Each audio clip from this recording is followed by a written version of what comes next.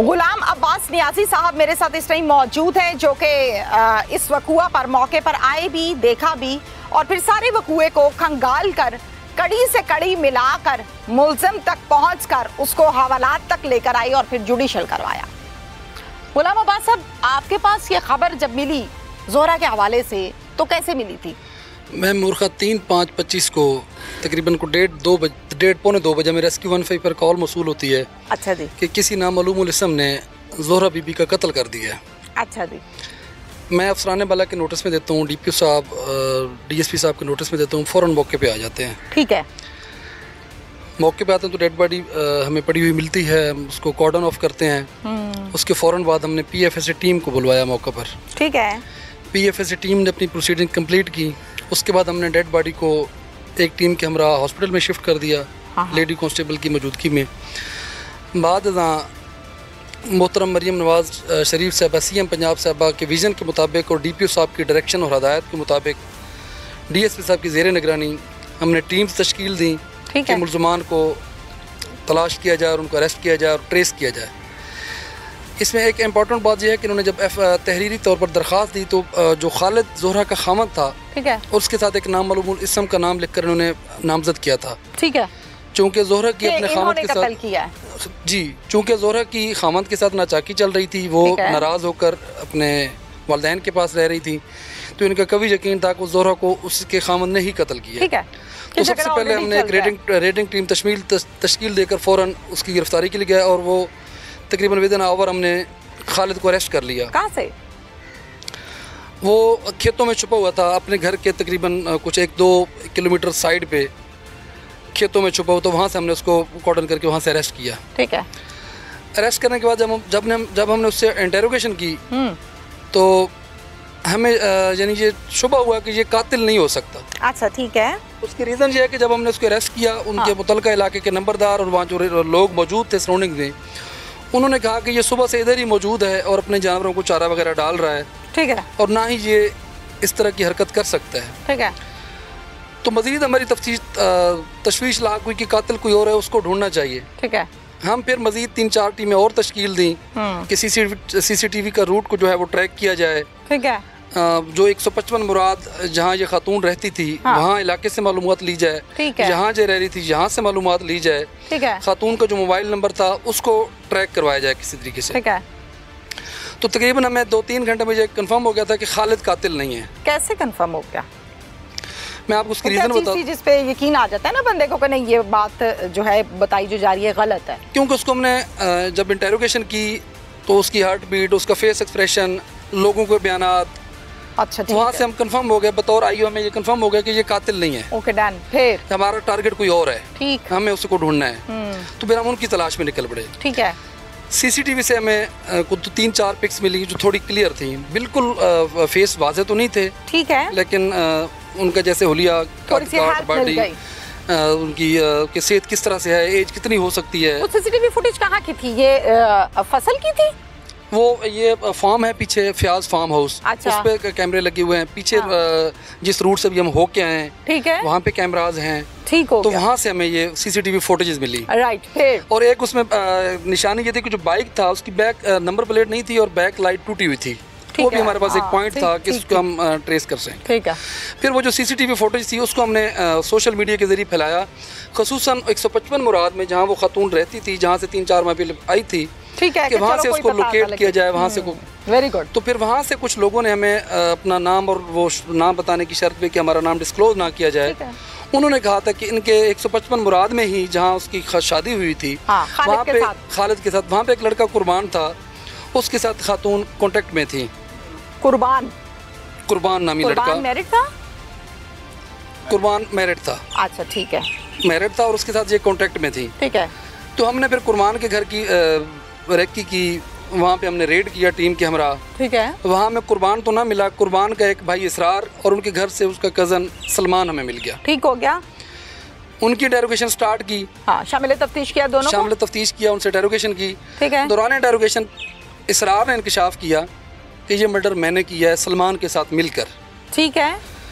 Reason जब उससे पूछी तो उसने ये बताया कि जो मेरा भाई कुर्बान था उनके साथ इनके रिलेशन थे, हम उस भाई को रोकते थे कि आप इस काम से बाद आ जाओ, आपकी शादीशुदा हो, बच्चे हैं आपके, हाँ। अपना घर बर्बाद ना करो। लेकिन वो बज़िद था, इसी वजह से वो घर से नाराज़ होकर भी चला गया था कुछ रोज़ कि मुझे मत रोको, मुझे मत रोको। ठीक है। फिर 6 माह बाद वापस आया, इसको मना के वापस ले आया। फिर घर वालों ने उसको एक्सपेंसेस करके दुबई भेज दिया कि आप मजदूरी के लिए वहाँ चले जाओ, कि चलो यहाँ से चला जाएगा तो फासला आ जाएगा, हट जाएगा। लेकिन दुबई जाने के बाद भी वो कॉन्टैक्ट में रहा, और दुबई जाने के बाद उसने फैमिली को कोई सपोर्ट नहीं किया फाइनेंशियली। घर वालों की तवक्कुआत होती है कि बाहर जाएगा, कमाएगा, हमें कुछ देगा, तो इनको फिर कंफर्म हो गया कि ये अभी तक भी उससे बाहर नहीं आया। ठीक है।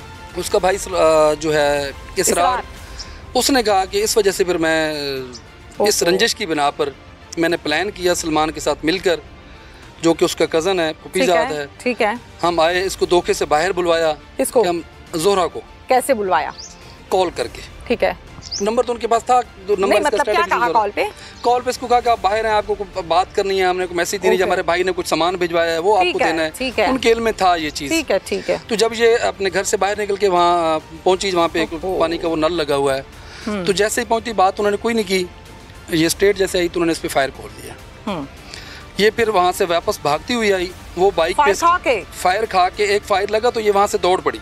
अच्छा। वो बस क्रॉस किया था उस फायर में। फिर वो बाइक पे उसके पीछे आए, हाँ। और पीछे से उन्होंने फायर किए, और ये फिर फसलों में वहाँ पे जब 3-4 फायर हुए तो ये वहाँ पे गिर गई। फिर उनसे आला कत्ल रिकवर हुआ। वो बाइक जो हमें सीसीटीवी में हुआ था कि जिसकी बैक लाइट टूटी है और नंबर प्लेट नहीं है, हाँ।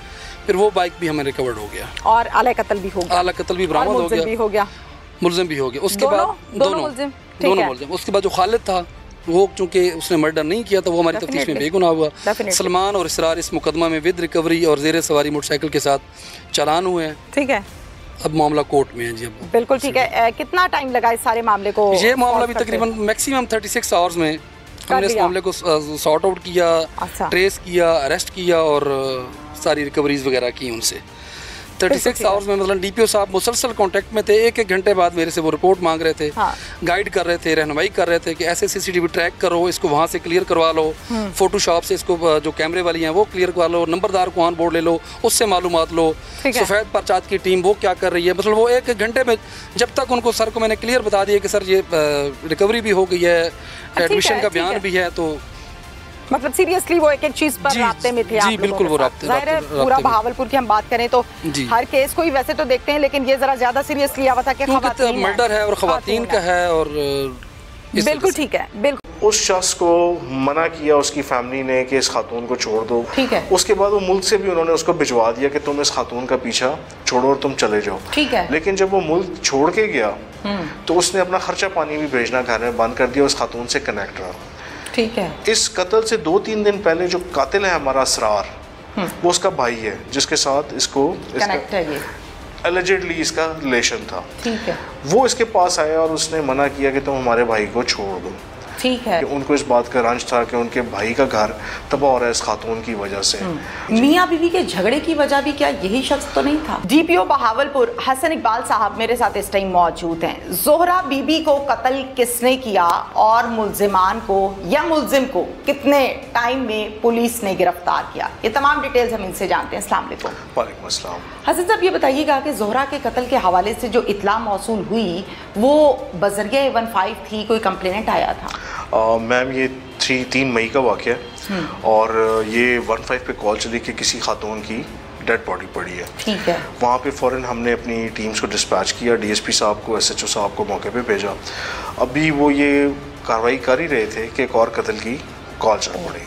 अच्छा। लेकिन इस कत्ल की कॉल पे जब ये पहुँचे तो पता चला कि जोहरा बीबी जो है वो 3-4 महीने से नाराज़ होकर अपने शौहर से यहाँ पे मैके आई हुई।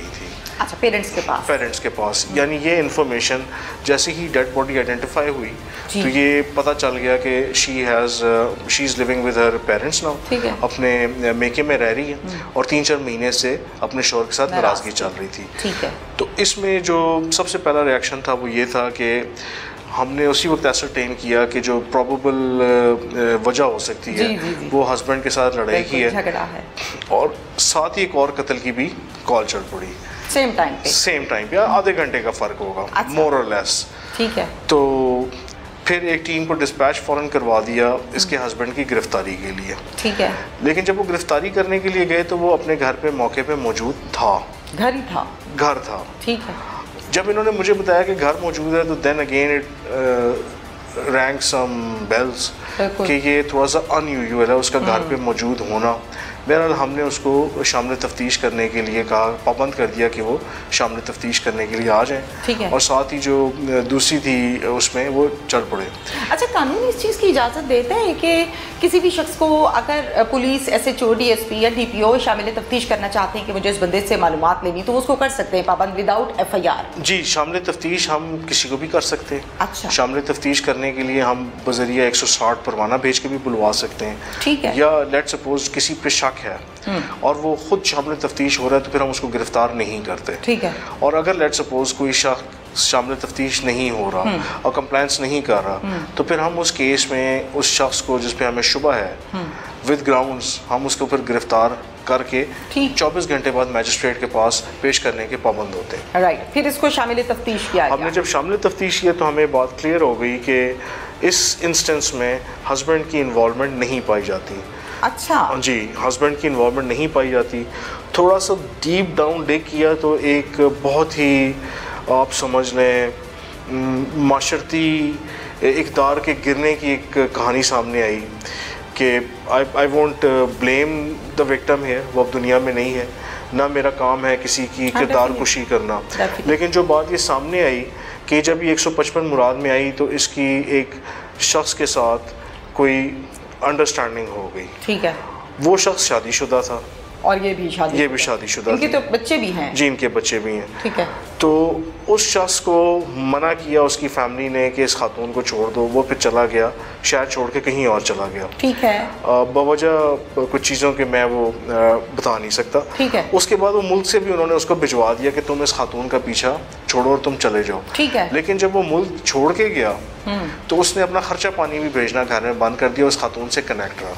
ठीक है। इस कत्ल से 2-3 दिन पहले जो कातिल है हमारा असरार, वो उसका भाई है जिसके साथ इसको कनेक्ट है, ये एलिजिडली इसका रिलेशन था। ठीक है। वो इसके पास आया और उसने मना किया कि तुम हमारे भाई को छोड़ दो।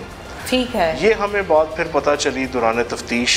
फिर जब हमने क्लोज किया तो सारी बात ये खुल के सामने आई कि उनको इस बात का रंज था कि उनके भाई का घर तबाह हो रहा है इस खातून की वजह से और इस एक इंडल्जेंस की वजह से जो है वो एक नहीं 2 घर तबाह हुए, 2 घर खराब हो गए और वो खातून मर्डर हुई। लेकिन हमने केस की साइंटिफिक बुनियादों पर तफ्तीश की और सिर्फ जो हंच था, अगर आप वो देखें भी FIR की बॉडी देखें तो उसमें FIR की बॉडी में उन्होंने उनका उस वक़्त ये ख्याल था कि शायद ये हस्बैंड ने किया, लेकिन हमने बिल्कुल मेरिट पे इसकी तफ्तीश की। जी। अच्छा, ये 3, 4, 5 माह जो अपने पेरेंट्स के साथ रही है, इस दौरान कोई नानो नुफ्का का केस भी इसने किया था अपने हस्बैंड पे? वो लिटिगेशन जो थी वो चल रही थी। हाँ, लिटिगेशन चल रही थी और हमें भी यही ख्याल हुआ कि शायद ये वजह हो, लेकिन अल्टीमेटली जी कत्ल की ये वजह ना बनी। मियाँ बीवी के झगड़े की वजह भी क्या यही शख्स तो नहीं था?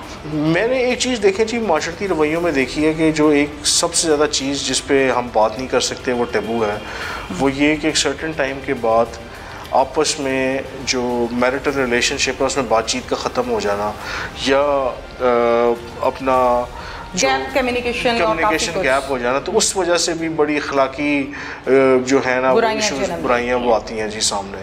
बिल्कुल। तो इस केस को हम एक ये कह सकते हैं कि इस किस्म की प्रॉबली। अब इसका जो शौहर है वो क्या कहता है, क्या स्टेटस है उसका? जाहिर है वो हमारा मुलजिम नहीं था तो फिर हमने उसको टच नहीं किया, वो एक आज़ाद शहरी है। लेकिन फ्रैंकली देखें घर तो तबाह हो गया ना, बच्चों की माँ चली गई और एक स्टिग्मा इस किस्म का होता है। बच्चे किसकी कस्टडी में है इस टाइम? जी, बच्चे भी ननियाल में हैं। ननियाल में है। और मुलजिम को कितनी देर में गिरफ्तार किया? 12 घंटे से कम टाइम लगा था। 12 घंटे से कम टाइम में दोनों केसेस में। Very good. कितने लोगों की टीम थी जो इस पर आपने मुख्तस की थी? मैम एक टेक्निकल टीम बनाई थी। ठीक है। SHO सिटी मौजूद थे। ठीक है। जो उस वक्त SHO सिटी थे। सही। उसके साथ जो उस वक्त DSP साहब थे वो भी थे और भरपूर जो है ना एक्टिविटी थी जी, सारे उसमें थे क्योंकि 2 ख्वातीन के कत्ल से पूरे शहर की हासिल पूरी बड़ी पीसफुल तहसील है। ठीक है। तो पूरी तहसील में एक जो है ना वो गम और गुस्से की एक लहर भी थी कि 2 ख्वातीन का मर्डर हुआ है।